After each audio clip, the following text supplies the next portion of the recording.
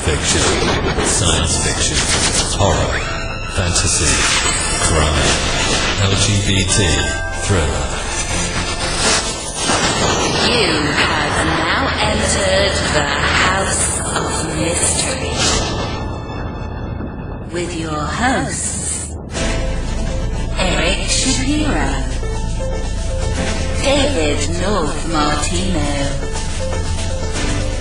John Copenhaver, and Al Warren. Heard on KCK 106.5 FM Los Angeles, 102.3 FM Riverside, and 105.0 AM Palm Springs. All right, welcome back into the House of Mystery. I'm Al Warren, and joining me, we've got two co-hosts today. They're both horrific. So, ladies first, we've got Jennifer Ann Gordon. Hi. I just got so excited. I was just called a lady, and I've been down the rabbit hole today looking at all of that, like, where is Kate Middleton thing. So the second you said lady, I thought I had been, like, given a title in England for a moment. Well, yeah, we got to have someone to replace her. Yeah, I guess that'll be me. You're far more elegant, anyway. Oh, I've never heard that before. Well, today I'm shoveling it, so. Now, speaking of a good shovel, McAuley is co-hosting today as well. That is correct. You know, and yeah, he's 61, remember, everyone. That is correct, and because of my background doing the Ripper research, I'm excited to talk to Chris about this stuff. Yeah, it'll be good. Lots of murder here. And of course, joining us is a returning guest, and he's got a new book coming out called Shadows by Gaslight, and it's Chris McAuley. So thank you for being here, Chris. Well, thanks for having me on, folks, once again. It's a good pleasure. It's delicious. Wow. So you know, your writing process, how many do you do a year? How much writing? You must write all the time. You know what I'm saying? Like, it seems like you're with comic books, then your books, and with Dacker, and you've got all these things going on. It must be crazy. Kind of do. It's I see it as a job. So, you know, I've got a day job.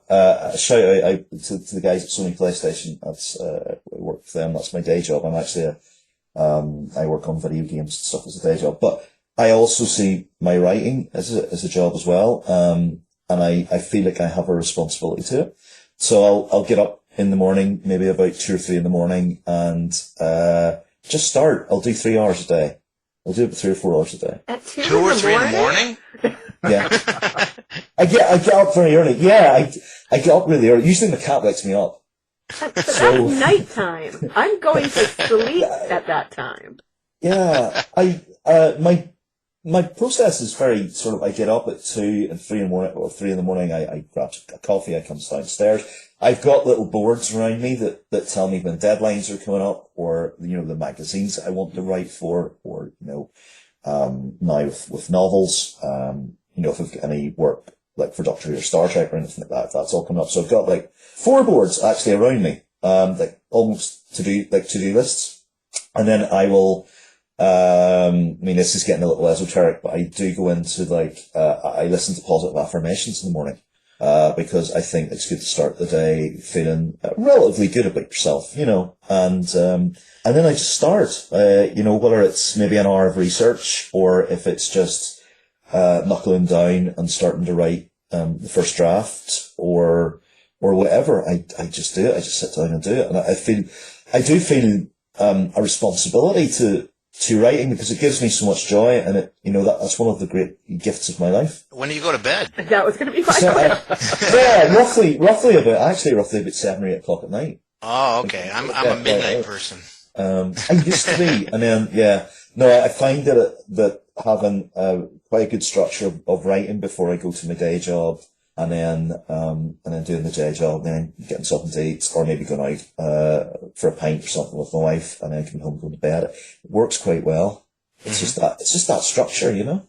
Mystified by it. Mystified. Yeah, and just your structure. Do you take that structure into your books, like your lifestyle, the way it works, the way you've got to be timed and all that?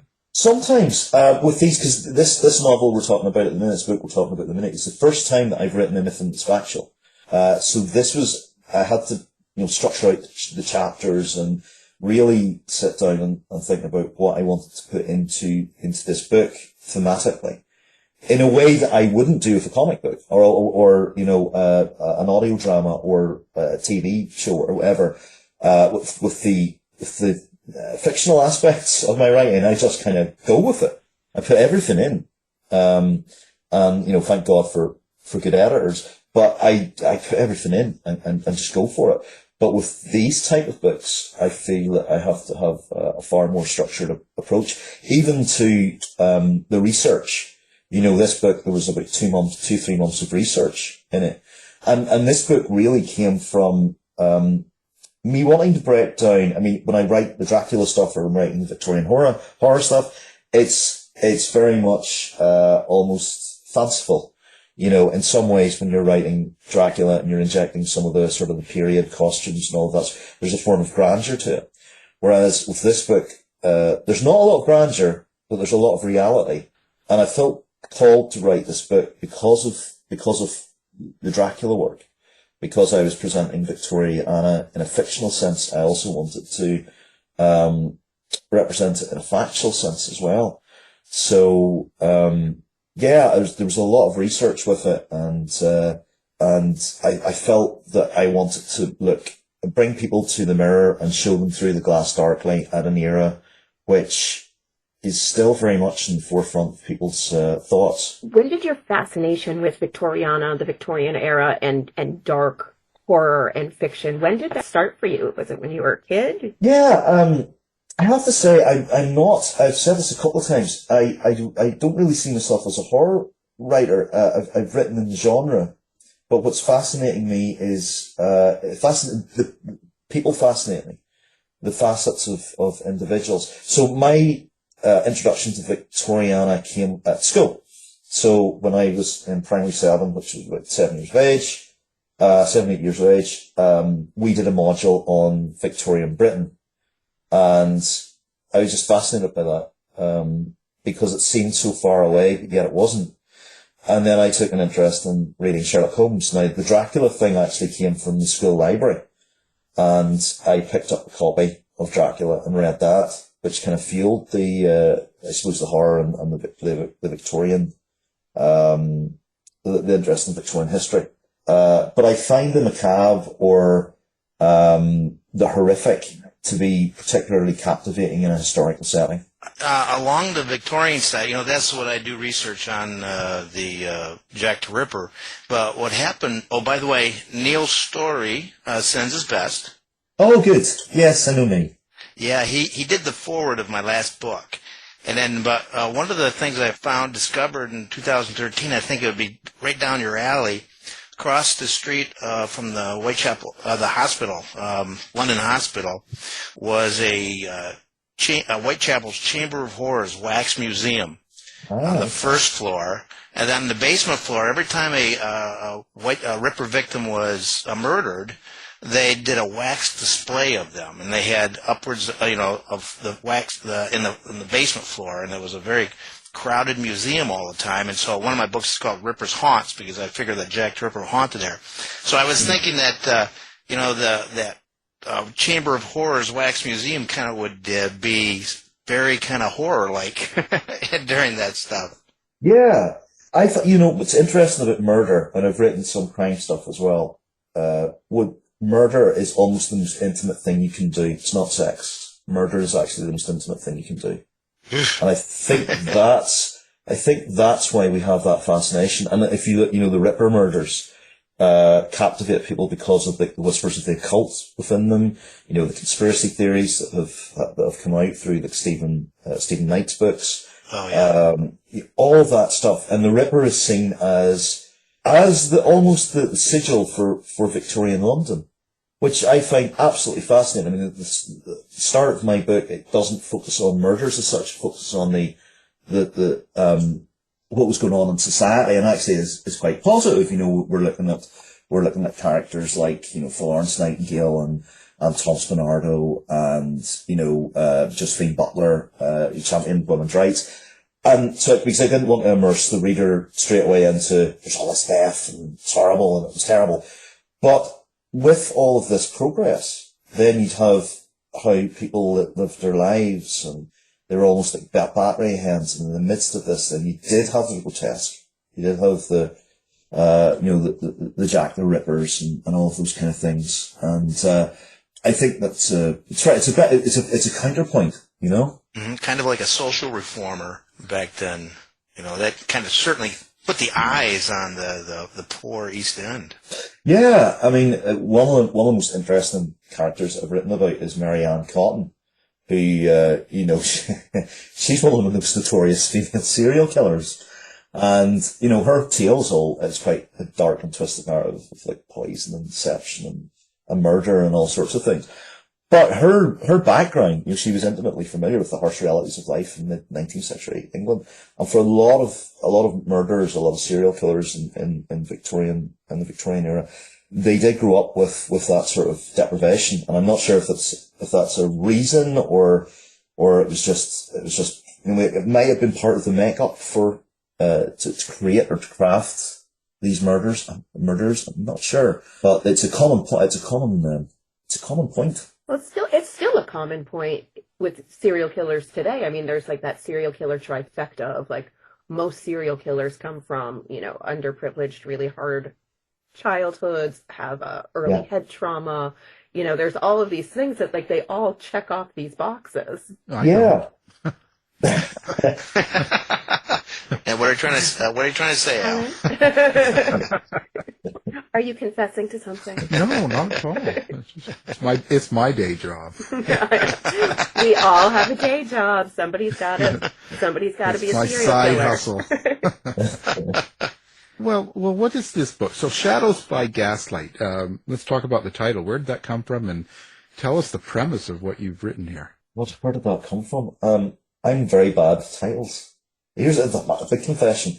It took me a while. It was like we kicked around. I like the evocative image of the person lighting the gas lamps, and that fog, and all of the tropes. Right? I've always loved that. I had a memory of the Sherlock Holmes Granada TV Sherlock Holmes series with the late lamented Jeremy Brett. I grew up with Jeremy Brett as being my Holmes, and I remember some of the scenes with the gas lights being lit, and I just love that the whole eerie, shadowy sense of Victorian London. And I thought it would be a good title, right? So that's where it came from. And the book is all about, it's a general book just about like Victorian crime. I've got 20 sort of notorious serial killers in there, all various grotesque things happened, baby farming, all sorts of things like that. But also, how Victorian, crime influenced popular literature, the Penny Dreadfuls, Poe's Gibbon, Conan Doyle's Sherlock Holmes, and the birth of Scotland Yard, the birth of forensics. Beware your sins will find you out has a completely new meaning whenever we start looking at forensics and the birth of forensics. So that's, in a nutshell, that's what the book sort of encapsulates. Must have been a lot of research. Yeah, it was about 2.5 months of lots of books, lots of library trips. I had done some of this research with the Dracula stuff. So, I had researched the insane asylums, crime. A lot of people don't know that Bram Stoker had intended Dracula to actually be a crime novel, with a vampire in it. But there were, characters that were removed that Decker and I've put back in using Stokerverse. So there was an Inspector Cotford that Bram Stoker wrote about, and he investigated Lucy's death. So it's actually Dracula was meant to be a form of like detective story. So I'd done some of this research, before, but, I delved a little bit deeper for this book into like gender and crime, gender identity and crime, and there, I found that there was a sort of a complex interplay between the gender roles, societal expectations, and the narratives that surround, Victorian crime. So things like that I hadn't delved into too deeply, before. I didn't, the characters almost influenced, like, I think it was Raffles, was a guy called Charles Peace, who captivated audiences with his daring heists, and he was almost a hero of Victorian society because of his audacity and his heists and stuff like that. Knew nothing about that. Knew very little about Victorian era prisons. So there was a lot of study and a lot of, I found out an awful lot about our past, through it. Do you think that any of the research that you've done for this book, do you think any of that's going to flavor your fictional work coming up? Are we going to see some of these real life characters fictionalized by you? Yes. I'm very keen. I mean, when I wrote the Stroke Reverse RPG, I was very keen to put in real life criminal gangs like the Elephant Gang and the High Rip gang that came down from Liverpool. I did bring those into the Stroke Reverse RPG. I think for historical horror fiction to really resonate, if you put in the real life characters, skew them slightly, change them slightly, to fit the fictional narrative, but it does make the stories resonant, and certainly more powerful. I was going to say that you really have to explain in the book as well some of the society, the Victorian society, and what was going on, what's expected. You were talking about that a little bit. So, because you mentioned baby farming, right? Mm-hmm. That would be a great name for a band. I'm just going to say. Yeah, but a lot of the way crimes were or murders were for back then would have also been relative to what was going on in society and how people were. Yeah, absolutely. I mean, there was a lot of reform efforts as well, and feminist responses to the criminality in Victorian London especially. And I think the challenging of social norms and striving for systematic change within prisons, that's extremely powerful. And I try and bring that out later in the book, because I didn't want to dwell solely on here's a list of grotesque individuals and what they've done. I also wanted to say, here's what actually, due to criminality, due to, the penny dreadfuls in the newspapers, it was the newspaper owners, they loved all the grotesque murders, and so they made sure they were publicised to sell the papers. But that started a chain reaction where, great individuals like Josephine Butler and there was activists like Barbara Leigh Smith and Emily Davis, and they were instrumental in the campaign for women's suffrage and access to education, because they believed, quite rightly, that a lot of this crime was due to desperation. So I wanted to bring that out as well in the book. Did you happen to use any like Burke and Hare, like body snatching, any of that stuff? No, actually, I stayed away from that. Okay. I didn't use that. I used it mostly sort of like there's different categories like poisoners, like stranglers, right. People who like to chop heads off and boil people in large pots and then sell their fat as dripping. All of that sort of stuff, because that to me was quite shocking, really. But it was the boiling of the victim's body in pots was quite common. Yeah. Wow. Yeah. You should have dinner at my place.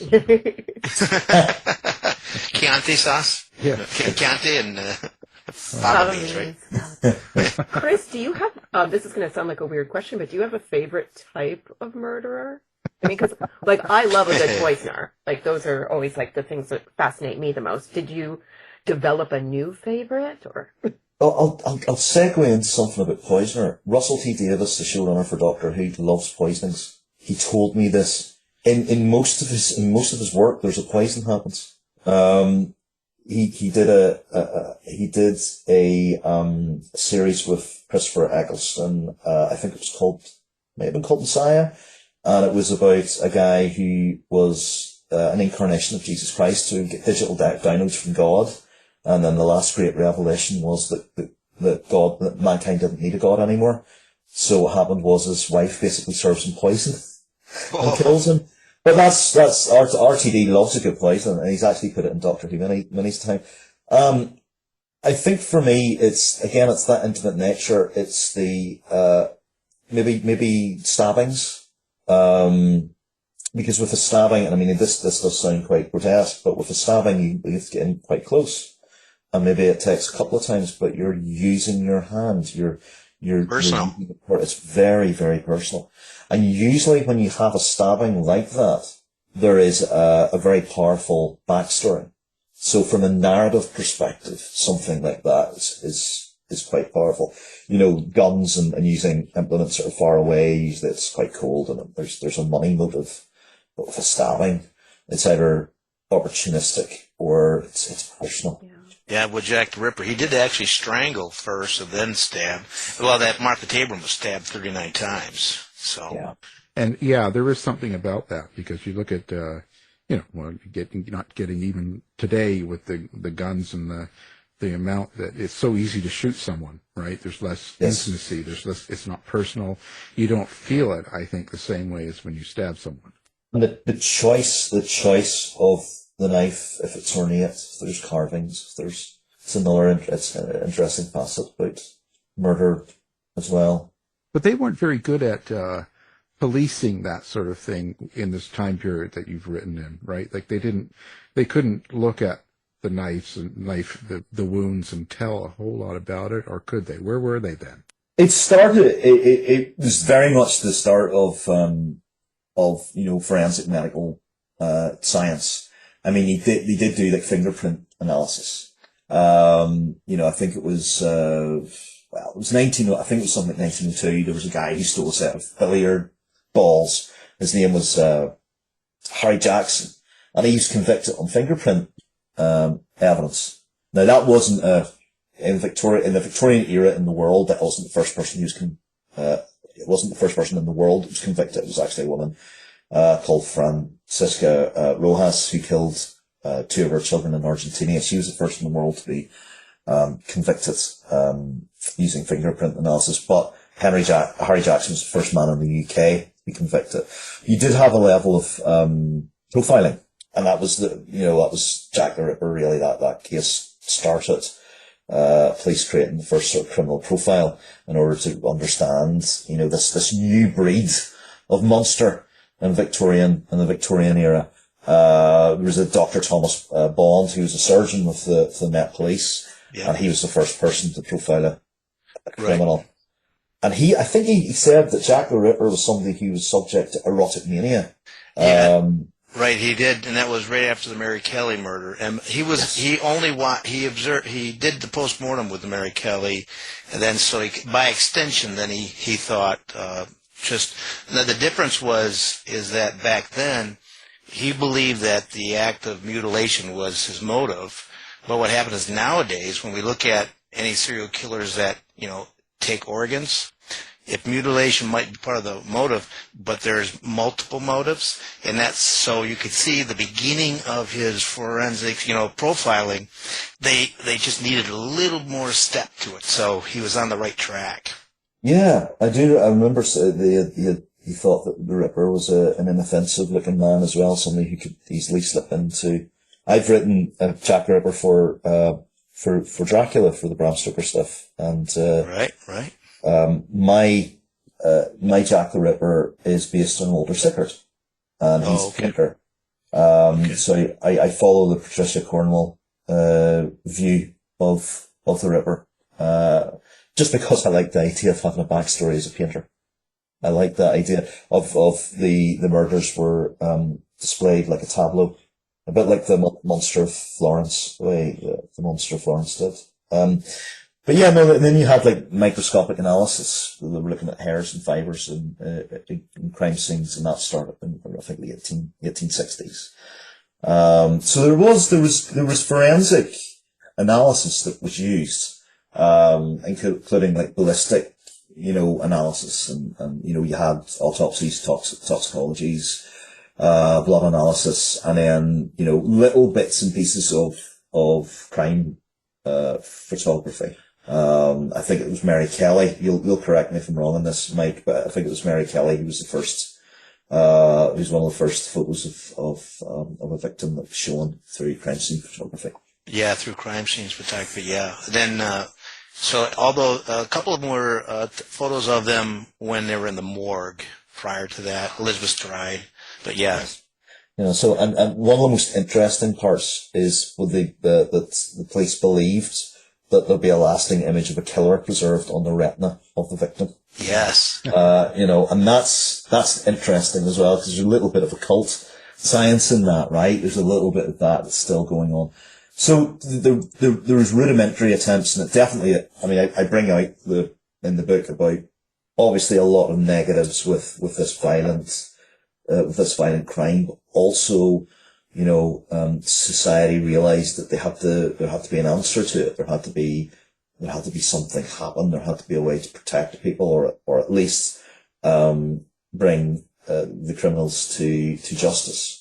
Were they good at detecting the type of poison that Jennifer was using on her victims?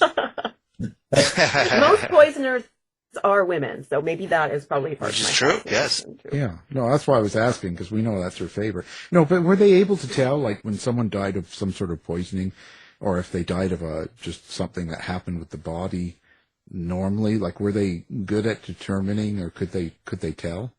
Yeah, I think there was there's accidental poisoning, and later in the Victorian era they knew about that. They were able to detect, there was one case where somebody was fed chloroform, and what happened was the poor man started, his teeth, he started having terrible breath, and his teeth were falling out, and all the rest of it. And his wife was feeding him chloroform. She was having an affair with the local vicar, and the two conspired to kill him. And they knew that there was chloroform in his stomach. They were able to tell that. But the Victorians kind of accidentally poisoned themselves with all sorts of things like carbolic acid, strychnine in the beers, that usually is the one that people point to. There was a small amount, but it was still in the beer. You had things like laudanum, which was kind of seen as a panacea, but yeah, very affordable, and people became addicted to it and killed them. So yeah, poisoning's an interesting one. Even the gas lamps, I think, were poisoning people because there was a cocktail of the hydrogen, the sulfur, the methane, and carbon monoxide. And there was somebody who poisoned their wife in that way, where they allowed the gas lights to leak and killed the poor woman that way. Yeah. So, Chris, there was connected to, let's say, Dracula. There was an actual Scotland Yard actually investigated the theory that Jack the Ripper was a Dr. Jekyll, Mr. Hyde type person, and then during the day he was a prominent physician, and at night he's a medical maniac looking for the elixir of life. Mm-hmm. And so, what's interesting is because at the Lyceum Theater, when first of all, here it is. Dr. Jekyll and Mr. Hyde was shown at the beginning of it. Yeah. And then here's Bram Stoker's business agent or manager of the Lyceum Theater. Yeah. And the Order of the Golden Dawn, one of their goals was to look for the Philosopher's Stone, the elixir. Mm-hmm. And then here's the best friend of Bram Stoker is Sir Henry Alkane, who is the boyfriend of my guy I researched, Francis Tumbley, who was looking for the elixir. So it's like, this connection. Yeah. Well, there was a common thing. There's a common thing with the occult, and it comes from alchemy. You have that, and the Order of the Golden Dawn was particularly interesting because you had the characters like Aleister Crowley and William Butler Yeats, and the two of them hated each other. Yes. But when it comes to Dracula, a lot of people again don't know this. But in one of the books that Bram Stoker sort of defaced in the London Library, when he was doing his research, he wrote Ripper, ? And it is in Bram Stoker's handwriting. Dracula, definitely, there was a level of influence there with and that's one of the reasons I put the Ripper into the Stokerverse with Deckard. Mm-hmm. Okay. But just to segue into Dracula, the Return Issue 2. Dracula, the Return Issue 2 looks at Sir Henry Irving as being the real life Dracula, as being the individual who influenced, the creation of Dracula, with Bram Stoker. Henry Irving was a Freemason, so was Bram Stoker. And we believe that Bram Stoker was a member of the Order of the Golden Dawn. Certainly was involved with the tarot cards, with A. Waite's tarot cards. The lady who illustrated the tarot cards was the same lady who designed the backdrops for the Lyceum Theatre and also illustrated the cover of The Lair of the White Worm. Oh yes. So, question with Bram Stoker. He was Catholic, and I remember one of the things that the Catholic Church would banish you, basically, if you were part of any of the orders. So what I'd heard about Bram Stoker, and Neil Story talks more about this, is that he couldn't publicly say he was a member of the order, but boy, was he friends with every single one. He was always there. Yeah, it's interesting. Bram Stoker was actually Church of Ireland. He was Anglican. He was baptized by Reverend Edmund Nugent. And Bram's theological, Bram looked at the conflict in Ireland in a very different way. Bram looked for the truth, and he looked for the truth in many different areas. He wasn't dogmatically Protestant, and he looked for a sort of a third way between Catholicism and Protestantism. He was attracted to Freemasonry, I think, because Freemasonry offered a form of truth in allegory, veiled in allegory and symbolism. The Order of the Golden Dawn was it was held at the Master Mason Hall. It was the leader of it was a prominent Freemason called MacGregor Maffers, and it was very linked to the rise in Egyptian spirituality within Victorian era. So within Freemasonry, you started to see orders like the Holy Royal Arch, which is actually an Irish order in Freemasonry, originally an Irish order, and they have the sarcophaguses and sphinxes and all sorts of little things like that. And instead of worshipful master, the person who would be in charge of the Holy Royal Arch orders would be High King, and it would be very Egyptian. They would be dressed as an Egyptian pharaoh. There was an explosion of that interest within Victorian culture, and I think that's where the Golden Dawn came in.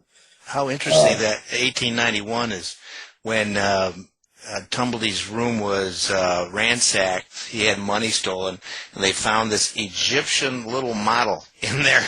Yes, and there's a lot of it. There's a lot of that Egyptian occultism that kind of pervaded through the Victorian era. And even like Bram Stoker wrote Jewel of Seven Stars, and Jewel of Seven Stars is a story about a very powerful queen of Egypt who's also a sorceress. Her name was Terra, and it's about an archaeologist who takes his daughter and a couple others, and the daughter gets possessed by the sorceress. And it's cosmic horror. It's very much in the blend and theme of cosmic horror. But it does point to the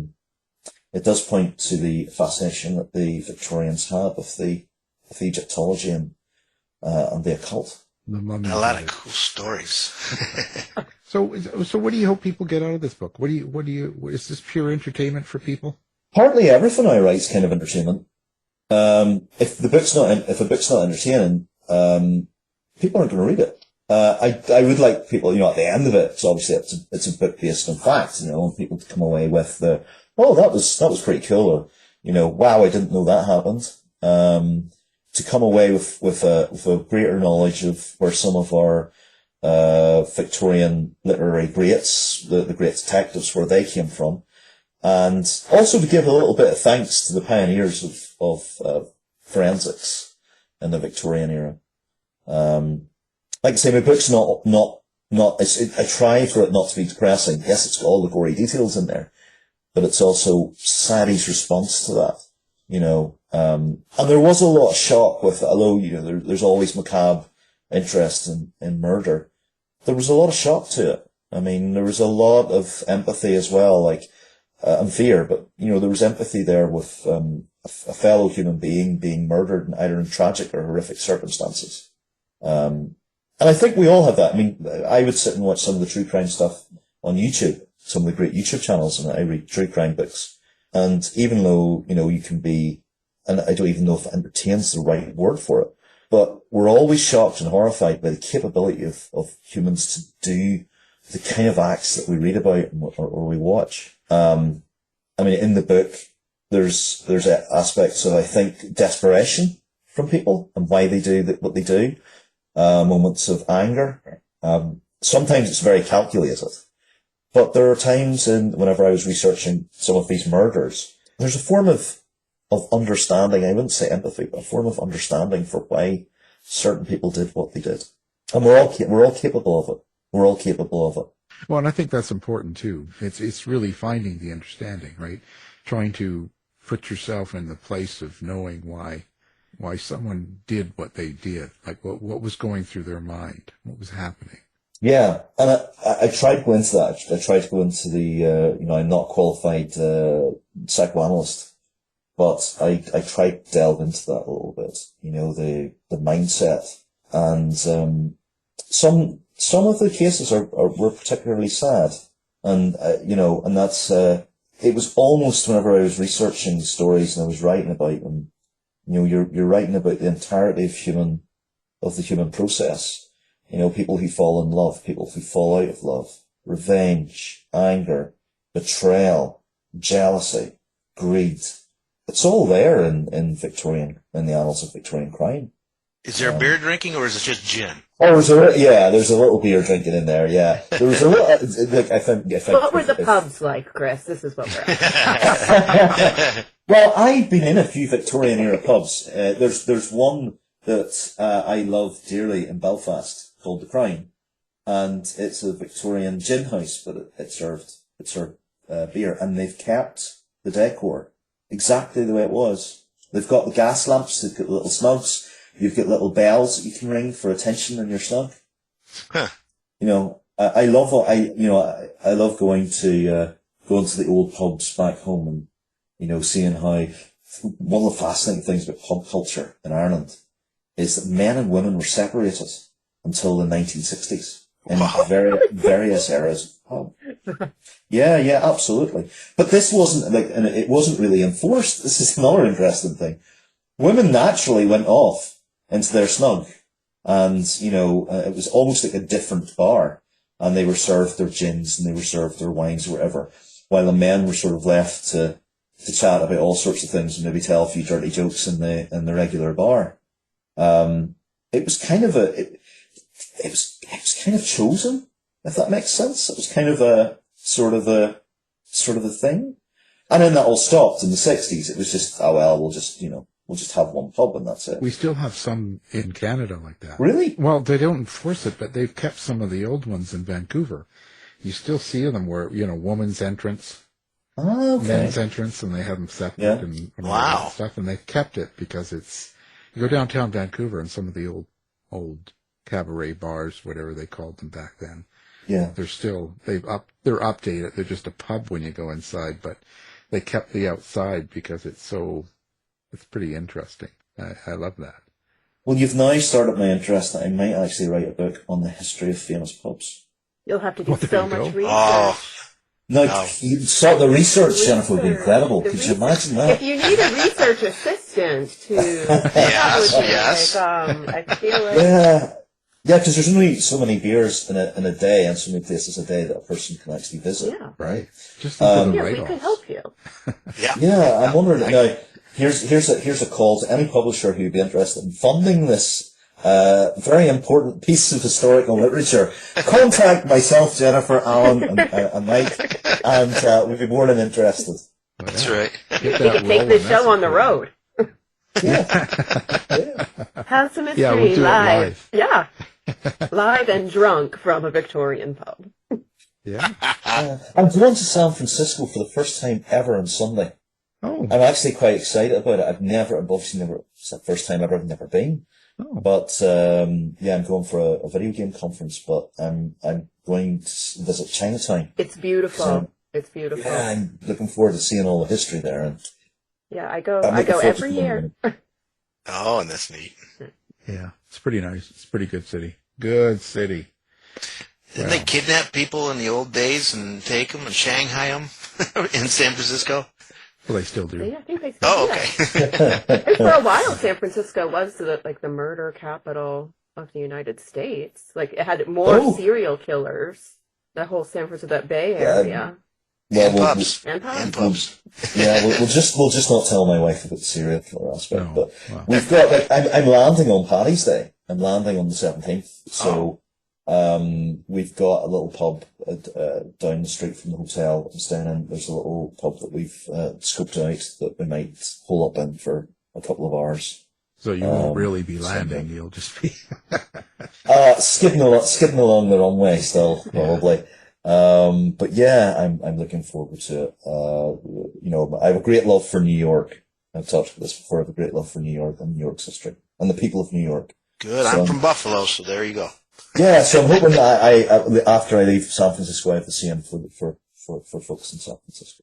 Yeah. So, Al, here we have, I want to have the interview for another 2 hours, but now I'm thirsty for a Guinness. Yeah, there you go. Yeah.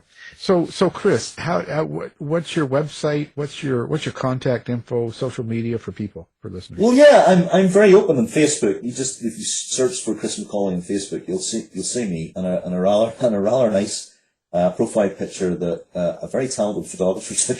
I don't really look like that in real life. Oh, darn, Chris. I just friended you today, and I was really hoping that was real. Yeah. But it's real enough, but I think it took an hour to get to that stage. Certainly hit me up on Facebook. Stokerverse, obviously, www.stokerverse.com. For the science fiction stuff, if you're interested in Terminator, Star Trek, Doctor Who, Dark Legacies, it's www.dark-universes.com. Generally, if you Google me, you'll get something about me. Most of it's true. Yeah. And you'll find me somewhere. But if anybody's interested in my work, just reach out and I'll point them in the direction of where to find anything more. Now, Jennifer fears Doctor Who, so watch out. Well, one of my many strange fears is Doctor Who. Really? Yeah, and I was talking before the show, I've never seen any contemporary Doctor Who. I saw maybe a couple episodes of the old 1960s, 1970s Doctor Who when I was a kid. Okay. Scared the hell out of me. And it's just, I've just had that as part of one of my core memories ever since then.